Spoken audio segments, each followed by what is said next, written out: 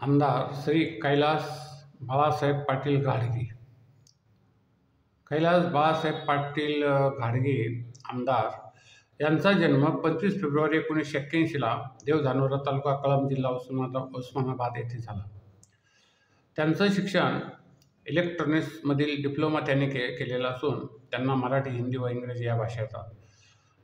श्रीमती शुभांगी या त्यांच्या पत्नी असून त्यांना एक मुलगी आहे. शेती व समाजकार्य हा त्यांचा व्यवसाय असून शिवसेनेचे ते कार्यकर्ते आणि नेते आहेत. 242 उस्मानाबाद या मतदारसंघातून ते 2019च्या निवडणुकीमध्ये महाराष्ट्र विधानसभेवर निवडून आलेले आहेत आणि शिवसेनेचे कार्यकर्ते असल्यामुळे तर त्यांनी यापूर्वी जे काही काम केलं त्या संदर्भातली ही थोडीशी त्यांची माहिती. भाऊराव नागरी सहकारी पतसंस्था मर्यादित उस्मानाबाद ते चेअरमन आहेत. त्यानंतर जिल्हा सहकारी बोर्ड उस्मानाबादचे संचालक आहेत. त्यानंतर 2018 पासून शिवसेनेचे ते जिल्हा प्रमुख म्हणून ते काम केलेले आहे. त्यानंतर 2007 ते 2012 व 2012 ते 2017 या काळात त्यांनी सरपंच पद व उपसरपंच पदही भूषवलेलं आहे. त्यानंतर जिल्हा परिषद उस्मानाबादचे ते 2017 ते 2019ला सदस्य म्हणून काम करत होते. जलयुक्त शिवार योजनेच्या अंमलबजावणीत पुढाकार घेऊन सारोळा परिसरात 14 कोल्हापुरी बंधारे त्यांनी बांधून घेतलेले आहेत. 8 सिमेंट बंधाऱ्यांचं खोलीकरण व रुंदीकरण केलं आणि 4 नवीन सिमेंट बंधारे बांधले आणि एकूण 9 किलोमीटर रुंदीकरण व खोलीकरण केले.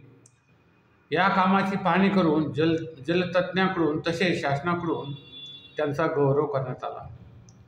2013मध्ये 250 शेतकऱ्यांना घेऊन VRD कंपनी त्यांनी स्थापन केली आणि दरवर्षी 3000 शेतकऱ्यांना सदर कंपनीद्वारे विविध योजनेचा लाभ ते देतात.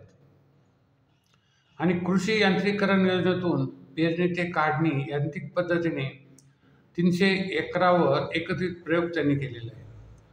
कृषी क्षेत्रातील विविध कामाची दखल घेऊन फेब्रुवारी 2016मध्ये ABP माझातर्फे शेती सन्मान पुरस्काराने त्यांना सन्मानित करण्यात आलेले आहे आणि ऑक्टोबर 2019मध्ये महाराष्ट्र विधानसभेवर त्यांची निवड झालेली आहे. त्यांना वाचन, संगीत, पर्यटन हा एक त्यांचा छंद आहे.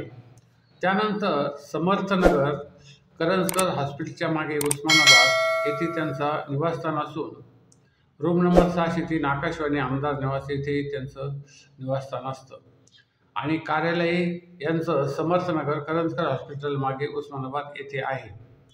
आता निवडणुकीच्या संदर्भातली जी माहिती आहे ती आपणास एक माहिती सांगत आहे. 2042 उस्मानाबाद या निवडणूक उस्मानाबाद धाराशिव या मतदारसंघामध्ये एकूण मतदान झालं 2019ला 2,16,498 आणि त्यापैकी 87,488 इतकी मतं ही कैलास बाळासाहेब पाटील घाडगे यांना मिळाली. त्यानंतर राष्ट्रवादी काँग्रेस पक्षाच्या श्री संजय निंबाळकर यांना 74,021 इतकी मतं मिळाली. त्यानंतर अपक्ष अजित पिंगळे यांना 20,570 इतकी मतं मिळाली आणि धनंजय शिंगाडे हे वंचित बहुजन आघाडीचे यांना 15,755 इतकी मतं मिळाली आणि श्री सुरेश पाटील हे अपक्ष होते यांना 10,014 इतकी मतं मिळाली. मग हे 13,000 मतांनी निवडून आलेले आहेत शिवसेनेचे कैलास बाळासाहेब पाटील. परंतु त्यांच्या विरोधामध्ये जी मतं मिळालेली आहेत ती खूप मोठ्या प्रमाणावर जवळजवळ 1,30,000पर्यंत त्यांच्या विरोधातली मतं आहेत. ती मतं राष्ट्रवादी काँग्रेस पक्षाचे 74, त्यानंतर अपक्षाचे एका पक्षाचे 20,000, दुसऱ्या पक्षाचे 10,000, वंचित बहुजन आघाडीचे 15,000, म्हणजे एकंदरीत दृष्टिकोनातून जर पाहिलं तर ही जी मतं आहेत ही सर्वात महत्त्वाची मतं आहेत. कारण 74,000 आणि 15,000 ही जर मतं मिळवली आपण टोटल तर ती 90,000 होतात. आणि काँग्रेस राष्ट्रवादी काँग्रेस पक्षाचे 1,10,000, त्यानंतर वंचित बहुजन आघाडीचे 10,000, 15,000, त्यानंतर अपक्षाचे 10,000, म्हणजे असे जवळजवळ एक 1.25 लाखापर्यंत 1,20,000 ते 1,30,000च्या विरोधात ही मतं आहे. आणि यांना मतं मिळाली 1,87,000 फक्त 87,000 मतं आहेत त्यावेळेस. आणि यावेळेस एक महत्त्वाची गोष्ट होणी की शिवसेनेमध्ये फूट पडलेली, म्हणजे यांची जी मतं 87,000 जी मतं होती ते मतं 50% त्यांच्यामध्ये बाहेर गेलेले आहेत किंवा काही प्रमाणामध्ये बाहेर गेलेले आहेत किंवा विरुद्ध मतं त्यांना ती मिळाले, हा एक भाग. दुसरा महत्त्वाचा भाग त्यामध्ये राष्ट्रवादी काँग्रेस पक्षाची जरी मतं कमी मिळाले असले तरी यावेळेस अजित पवार गट आणि भाजप आणि मुख्यमंत्री शिंदे एकनाथ शिंदे गट हे एकत्र आल्यामुळे कदाचित निवडणुकीमध्ये फार मोठा प्रभाव पडू शकतो किंवा त्यांचा उमेदवार निवडून येण्याची शक्यता असते. पण याबरोबरच एक महत्त्वाची गोष्ट की आपले शरद पवार गट, त्यानंतर नाना पटोले यांची काँग्रेस आणि उद्धव बाळासाहेब ठाकरे यांचे पक्ष, म्हणजे 3 पक्षाची निवड यावेळेस होणार आहे. आणि यावेळेस 3 पक्षाची एक लोक एकत्र येऊन निवडणूक लढवणार आहे. साहजिकच पैशाचा वारेमाप वापर होणार, शिवाय कार्यकर्त्यांना सांभाळणं देखील यावेळेस या लोकांना मुश्किल होणार आहे.